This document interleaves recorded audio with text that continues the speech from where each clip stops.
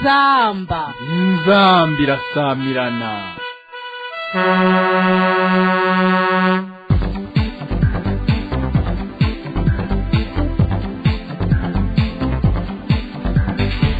Amakuru na Jean Baptiste Bireha.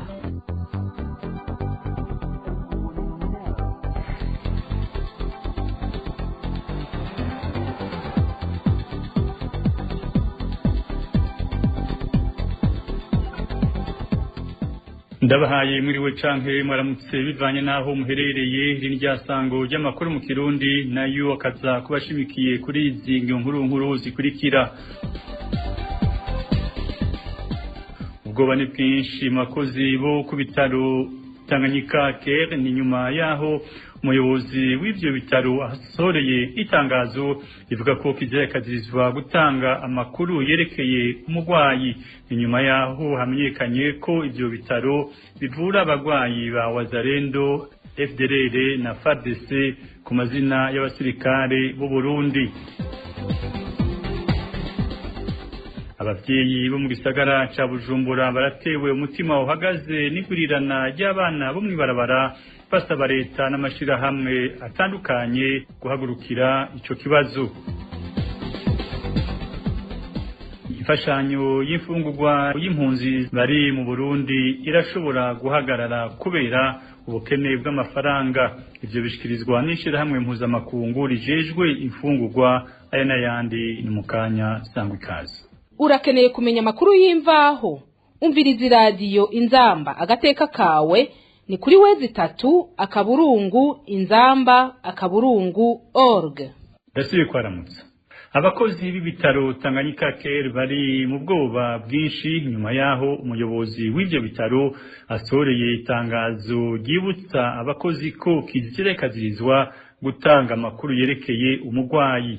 Ivyo bikaba byatumwe nuko hari amakuru yamenyekanye ko ivyo bitaro bivurirwamwo abagwanyi b'abanyekongo ba Wazalendo hamwe n'aba FDLR na FARDC, bose bakivuza banditswe ku basirikare b'u Burundi. Ni nkuru tubaza Pierre Gahungu. Inyuma y'amakuru yavuga ko ishami ry'ibitaro Tanganyika Care byo muri quartier Nyabugete vyuzuyemo abantu barashwe, bivugwa ko ari abanyekongo, abandi bakavuga ururimi rw'ikinyarwanda, bakekwa kuba ari aba FDLR, Wazalendo hamwe n'aba FARDC. Ubuyobozi bw'ivyo bitaro bwaraye busohoye itangazo ribuza abakozi bavyo gutanga amakuru yerekeye umugwayi. Bamwe mu bakorera kuri ivyo bitaro bavuga ko ari iterabwoba kuko abagwayi batabonwa n'abavuzi gusa, ahubwo bashobora kubonana n'abandi bose bitura ivyo bitaro, cane ko amakuru ajanye n'akarangamutima k'umwuga w'ubuvuzi atigeze aja habona kuvyerekeye abo bagwanyi n'ico bagwayi. Bamwe mu basirikare bitura ivyo bitaro bavuga ko bababazwa no kubona abo bagwanyi bafatwa neza kurusha abasirikare, kandi bagakoresha impapuro zo kwivuza z'igisirikare c'u Burundi bita bon de soins mu gifaransa. Bavuga ko itangazo ry'ubuyobozi bw'ibitaro ataco riza gufasha, ko nyabuna umuco wari ukwiye gutangwa n'abarongoye igisirikare, cane ko abasirikare bari muri Kongo abakomerekerayo badafatwa nk'abo bagwanyi, kandi bamaze n'amezi 9 bataronswa agashiruka bute. Uruganda rwa radio Inzamba agateka kawe rukaba rutarashobora kuronka umuvugizi w'igisirikare ngo agire ico ashikirije kuri abo bagwanyi bavugwa nk'abasirikare canke ubujejwe igisata c'amagara y'abantu mu gisirikare DSS. Urakoze Pierre Gahungu. Abavyeyi bo mu gisagara ca Bujumbura batewe impungenge n'igwirirana ry'abana bo mwibarabara, bavuga ko aho bigeze leta hamwe n'amashirahamwe aharanira agateka k'abana bohagurukira ico kibazo, ngo kuko haba hari abantu bakuze binyegeje inyuma y'iyo gwirirana ry'abana bo mwibarabara kubw'inyungu zabo bwite. Ni nkuru ya Julienne Muzinga. Nk'uko bishikirizwa na bamwe muri abo bavyeyi babona uko abo bana babayeho mwibarabara, bavuga ko biteye agahinda kubona abo bana n'ivyo birirwa barakora. Bavuga ko benshi muri abo bana ari nabo barungikwa gusopa no kwiba abantu. Iciyongeyeko ngo nuko uretse ingeso mbi bahandurira, amagara yabo abangamiwe kubera ibiyovyabwenge birirwa baranywa. Bujumbura abana bo mwibarabara bagwira ababaye benshi, ikigo harafite ikitaro ahakuri Paridezari. Abo bana ni bato cyane, abenshi bagizwe n'abana b'abakobwa bari munsi y'imyaka 10. Ibaze kubona umwana w'imyaka 10 ari gutumura itabi, abandi bafite uducupa turimo kora. N'agahinda mu abavyeyi.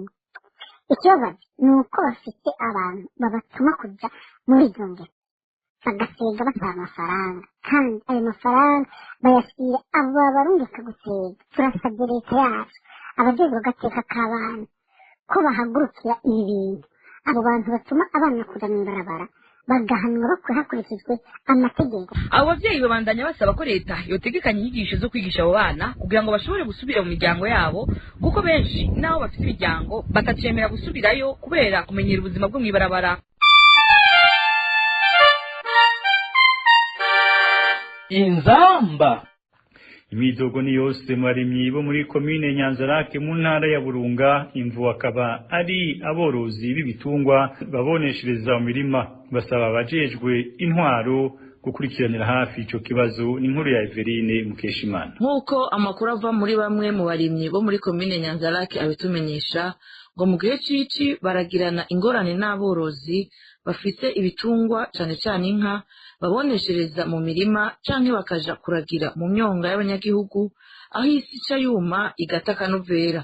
Ivyo ngo aborozi babikora kuko badategura ubwatsi bwo kugaburira ibitungwa vyabo mu gihe cici. Basaba abajejwe intwaro guhimiriza bene ibitungwa kuri mu bwatsi kugira birinde amatati yama yaduka hagati y'abarimyi n'aborozi.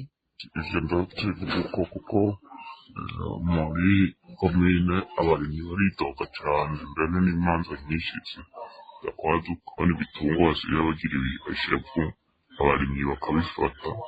Rero hariho n'ibice bigenda amazima yongo, kuko umuntu atunga igitungwa akakireka kirayerera kenshi ntibamenya niyo vyagiye biragenda bigashika kure, ukazusanga abantu babitoye ntibabazi kandi n'uwugifatiye mu ndimo arabajije mu kibano ntamenye nyene icyo gitungwa kenshi kica kigenda amazima yo.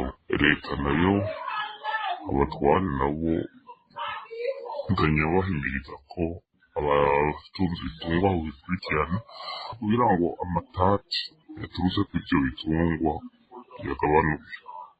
Kuri ayo makenga yose uruganda rwa radiyo Inzamba agateka kawe twagerageje kurondera musitanteri wa komine Nyanzarake kugira atange umuco ku kiriko kirakogwa kugira ngo aborozi b'ibitungwa cane cane ab'inka bareke kuzitembereza ku gahinga, ariko ntitwashoboye kumuronka kuri telefone yiwe ngendanwa. Urakoze Everine Mukeshimana. Shirahamwe impuzamakungu rijejwe ibifungurwa PAM yagabisha ku kibazo c'impunzi ziri mu Burundi bivuye ku bukene bw'uburyo bw'amafaranga. Ico gisata ca ONU kiragabisha ko imfashanyo z'imfungurwa zigenewe impunzi zirenga 130 ishobora guhagarikwa mu ndwi iza. Bikaba byashikirijwe mu itangazo iryo shirahamwe yashize habona kuri uyu wa 24 mu Kakaro. Ibiri muri ubwo rwandiko tubibwirwa na Bertrand Ngendakuriyo. Impunzi zirenga 130 ziba mu Burundi zishobora kubura imfashanyo y'ibifungurwa. Ishirahamwe mpuzamakungu rijejwe ibifungurwa PAM niryo rigabisha rimenyesha ko rifise ikibazo c'uburyo kugira ribandanye kwitaho izo mpunzi. Kubw'iryo shami ry'ishirahamwe mpuzamakungu ONU, abenshi muri izo mpunzi bahunze indyane n'intambara zo mu buseruko bwa Kongo, bakaba bashitse mu Burundi barondera umutekano. Imiryango yabo ibayeho irindira imfashanyo z'imfungurwa zitangwa n'abagira neza kugira ishobore gufungura. Ishirahamwe PAM rimenyesha ko izo ngorane z'uburyo zimaze gutuma rigabanura imfungurwa zitangwa mu makambi. Iryo shirahamwe ribonamo ingorane nyinshi kubijanye no gufungurira neza impunzi na cane cane abana n'abasinzikajwe n'ibindi bibazo ngendanwa. Iryo shirahamwe ribona ko hamwe ata buryo bundi bubonetse mu maguru masha abafashwa bashobora guhangwa n'inzara hamwe no gufungura nabi. Imwe mu miryango y'impunzi bishobora kwigira izindi ngendo zitari nziza zo guhiga ivyo bifungurwa bivanye nuko atanubuzi baronka. Kugira hakingigwe kwizo mfashanyo zihagarara gushika mu kwezi kwa munani umwaka wa 2027, ishirahamwe PAM rimenyesha ko rikeneye amafaranga agera ku miliyoni 35 z'amadolari y'abanyamerika. Umuyobozi fata kibanza w'iryo shirahamwe PAM mu Burundi, Arduino Mangoni, ahamagarira abafasha cyo kimwe n'amakungu kugira ico bakoze vuba mu kwirinda yuko ibara rigwa hakagira abahasiga ubuzima. urakoze Bertrand Ndakuriyo ni ngaho dusozera no makuru nkabashimiye mwebwe mwese mwateze yompi ngashimira n'abagenzanje umwe wese ugiti ciwe bafashe kwaturukaniriza mugire aho mwamubahwe mwanye mu byanyu n'agahwane